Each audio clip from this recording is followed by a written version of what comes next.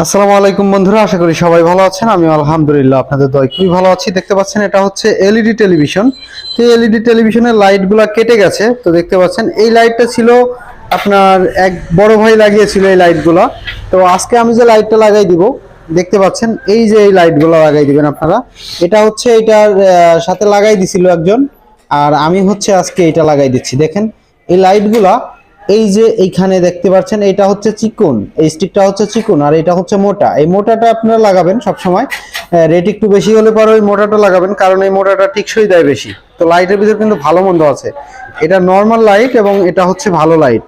তো এটা আমি আজকে লাগিয়ে দেব এই এলইডি টেলিভিশনে। তো যাই হোক গাইজ, অবশ্যই বুঝতে পারলেন। আর মূলত আমি একটু দেখাই, এলইডি টেলিভিশনের লাইট চেঞ্জ করা একদমই সহজ।